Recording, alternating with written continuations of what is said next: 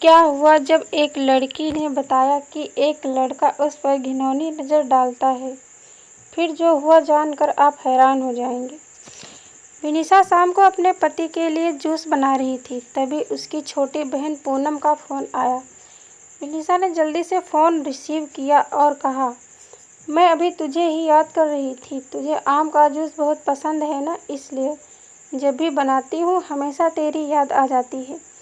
पर विनिशा की बहन पूनम बिल्कुल खामोश थी। जब विनिशा ने उसकी खामोशी का कारण पूछा तो पूनम की सिसकियों की आवाज़ विनिशा के कानों में साफ सुनाई पड़ रही थी। विनिशा बहुत घबरा गई और उसने पूनम से जोर देकर पूछा कि आखिर क्या हुआ है।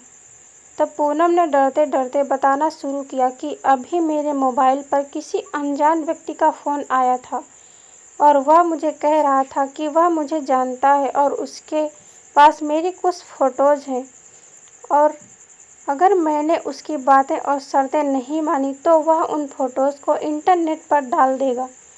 तब विनिशा ने पूनम से कहा, पूनम ऐसे ही कोई गलत नंबर होगा, कोई सरफिरा ऐसे ही तेरे मज़े ले रहा होगा। तो डर मत, कुछ नहीं होगा ऐसा वैसा।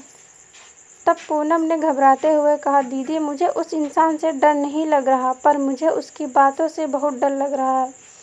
यह कहकर पूनम रोने लगी। तभी विनिशा ने कहा, तो बताना उस इंसान ने क्या कहा है तुझे। तब पूनम बोली, उसने मुझे कहा है कि अगर वह मेरी फ़ोटो इंटरनेट पर नहीं डाले तो मुझे उसकी सारी मांगें पूरी करनी होगी।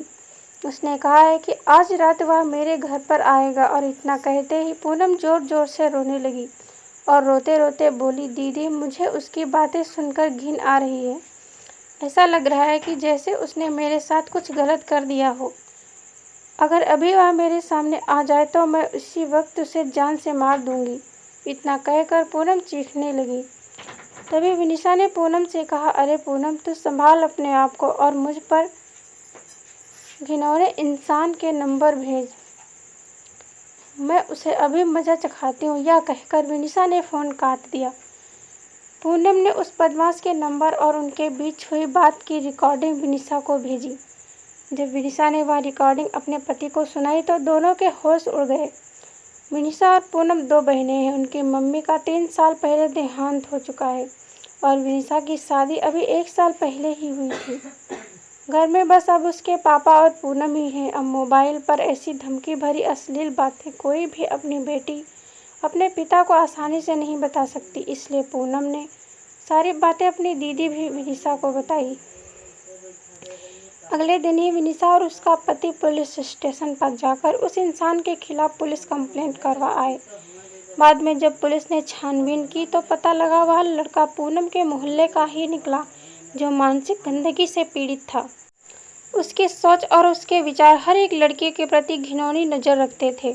उसे पता था कि पूनम की मम्मी का देहांत हो चुका है और वह दिन भर घर पर अकेली रहती है और वे इसका फ़ायदा उठा सकता है। और वह लड़का अपनी बुरी नज़रों और घटिया बातों से पूनम की आत्मा के साथ खिलवाड़ कर रहा था। पर बाद में जब उसे पुलिस ने पकड़ लिया तो उसे जेल की सलाखों के पीछे जाना पड़ा। आज भी हमारे समाज में उस जैसे मानसिक रोगी बैठे हैं जो हजारों लड़कियों की आत्मा के साथ खिलवाड़ कर रहे हैं। इनमें से कुछ लड़कियों को तो मजबूती होती है जो ऐसे रोगियों को अच्छा सबक सिखाती हैं और कुछ लड़कियां उनसे डर जाती हैं और उनकी मांगों को पूरा करते करते उनकी घिनौनी नज़रों का शिकार बनती हैं। पर आज समय आ गया है कि ऐसे मानसिक रोगियों को हम लड़कियों ही सबक सिखा सकती हैं। इसलिए लड़कियों को उनसे डरने की बजाय उनका डटकर सामना करना चाहिए।